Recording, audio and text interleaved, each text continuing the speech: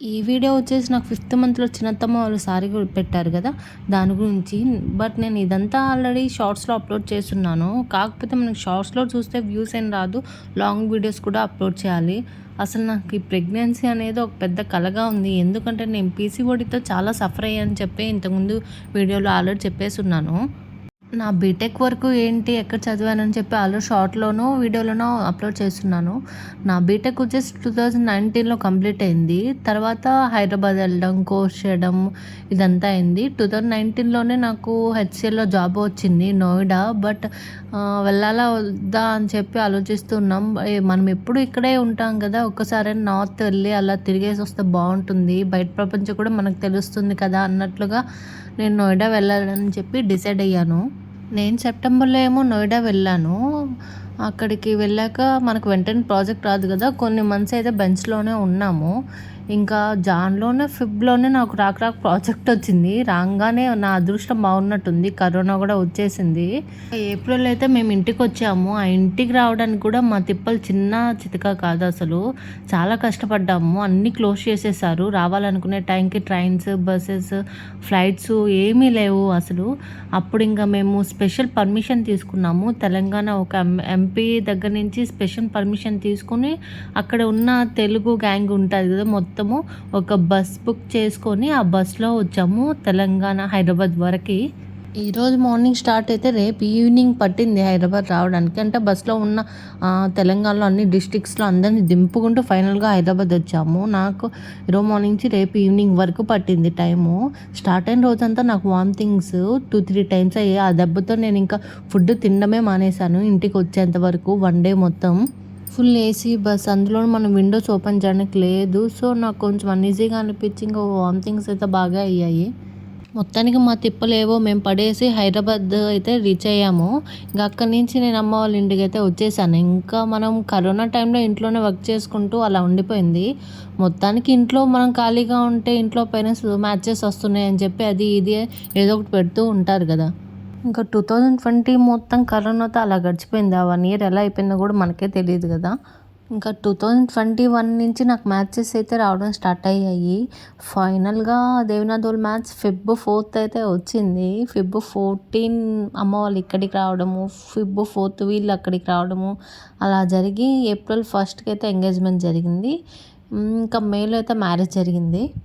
May 14, 2021 నా marriage అయితే జరిగింది. మ్యారేజ్ అయ్యాక 3 months నాకు పీరియడ్స్ రాలేదు. ఇంకా పీరియడ్స్ రాకపోతే నార్మల్గా ఎవరైనా ప్రెగ్నెన్సీ అనుకుంటారు. ఒకసారి చెకప్కి వెళ్దామని చెప్పి నెల్లూరుకి వెళ్తే అక్కడ నాకు పీసీఓడి అని చెప్పారు. నేను సడన్గా అసలు షాక్ అయిపోయాను. ఇంకా అప్పటి నుంచి మెడిసిన్ వాడడం స్టార్ట్ చేస్తే 23 వరకు కూడా కంటిన్యూ చేశాను. కాకపోతే అప్పుడప్పుడు మధ్యలో గ్యాప్ ఇచ్చేదాన్ని. ఎన్ని హాస్పిటల్స్ తిరిగాను నెల్లూరులో, ఇంకా గూడూరు అని చెప్పి, ఇంకా అమ్మమ్మ వాళ్ళు పూర్వమ్మలు, ఇలా చాలా హాస్పిటల్స్ తిరిగాను. But no use. మనం మెడిసిన్స్ వాడితేనే కొంచెం పీరియడ్స్ వచ్చేవి. మెడిసిన్ వాడకపోతే 2 monthsకి 3 monthsకి అలా అది లైట్ బ్లీడింగ్ అలా ఉండేది. 21, 22 తెలియకుండానే అయిపోయింది. ఇంకా 23 కూడా వచ్చేసింది. మనం లైట్గానే తీసుకున్నాం. 1 or 2 years అంతే, మనకు ప్రెషర్ ఉండదు కదా. ఇంకా నేనైతే ఆగస్ట్ సెప్టెంబర్ నుంచి 2023 సెప్టెంబర్ అక్టోబర్ నుంచి కొంచెం సీరియస్గా తీసుకున్నాను. అప్పటి నుంచి అసలు ఫుల్ డైట్ కానీ, వర్కౌట్స్ కానీ ఇంకా ఇలా చేయడం స్టార్ట్ చేశాను. నేను ఇంకా సెప్టెంబర్ నుంచి ఫుల్గా స్టార్ట్ చేస్తే నాకు అక్టోబర్కి కొంచెం రిజల్ట్ వచ్చింది. కొంచెం వెయిట్ లాస్ అయ్యాను. నేను మ్యారేజ్ తర్వాత బాగా వెయిట్ గెయిన్ అయ్యాను పీసీఓడి వల్ల. మ్యారేజ్ ముందు చాలా సన్నగా ఉండేదాన్ని కాలేజ్ డేస్లో, అలాగని పీసీఓడి వల్ల బాగా వెయిట్ గెయిన్ అయ్యాను. ముందు వెయిట్ తగ్గాలి, మనము అప్పుడే కన్సీవ్ అవ్వడానికి ట్రై చేయాలని చెప్పి ఫస్ట్ వెయిట్ తగ్గాలని చెప్పి ఇంకా వర్కౌట్స్ బాగా చేసేదాన్ని. నాకు 1 monthకే రిజల్ట్ తెలిసింది. నేను అక్టోబర్ నుంచి పూర్వంలో ఒక కొత్త హాస్పిటల్లో జాయిన్ అయ్యాను. అక్కడ డాక్టర్ బాగా చూస్తారంటే అక్కడ నుంచి మెడిసిన్ వాడుతూ ఉన్నాను. ఇంకా లాస్ట్ 2 months అయితే నవంబర్, డిసెంబర్ 2 injections కూడా యూస్ చేసినాను, కొంచెం కన్సీవ్ అవ్వడానికి సపోర్ట్ చేసేలాగా. బట్ నవంబర్లో ఆ ఇంజెక్షన్ యూస్ చేస్తే డిసెంబర్లో పీరియడ్స్ వచ్చేసాయి. డిసెంబర్లో కూడా యూస్ చేశాను. ఇంకా జాన్లో కొంచెం 2 days డిలే అయింది, ఓకే అన్నట్లుగా ఉన్నాను. బట్ జాన్ 14కి నాకు పీరియడ్స్ వచ్చేసాయి.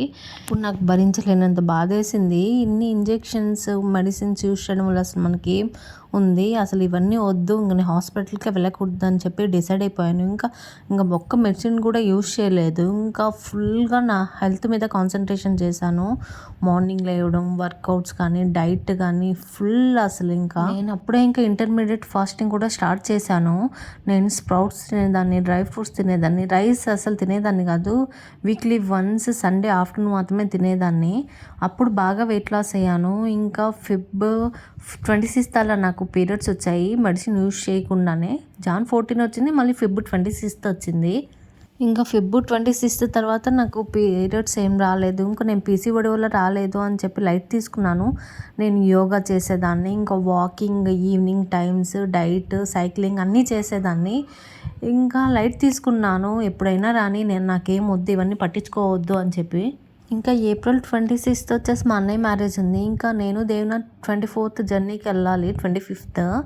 సో ఒకసారి చెక్ చేసుకుందామని చెక్ చేసుకున్నాను. అప్పటికి నాకు 1 వీక్ 10 డేస్ నుంచి నాకు కొంచెం నీరసంగా అలా ఉండేది.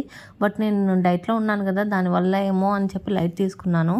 24th ఇంకా చెక్ చేసుకున్నాను 26th జర్నీ ఉందని. అసలు నేను అన్ఎక్స్పెక్టెడ్, అసలు ఎక్స్పెక్ట్ చేయలేదు. నేనే షాక్ అయిపోయాను. పాజిటివ్ వచ్చింది. ఆ మూమెంట్ నేను 5 మినిట్స్ స్టన్ అయిపోయాను. ఇది కలనా నిజమా అన్నట్లు. మొత్తానికి నేనైతే మ్యారేజ్ అయిన 3 ఇయర్స్కి కన్సీవ్ అయ్యాను ఫైనల్గా. ఇది నా ప్రెగ్నెన్సీ స్టోరీ. మీకు ఎవరికైనా పీసీఓడి ఇష్యూస్ ఇలాంటివి ఉంటే నాకు కామెంట్ చేయండి. డైట్ ప్లాన్స్ కోసం ఇలాంటివి నేను మరిన్ని వీడియోస్ పెట్టడానికి ట్రై చేస్తాను. మీరైతే మన ఛానల్ లైక్ చేసి, షేర్ చేసి, సబ్స్క్రైబ్ చేయండి.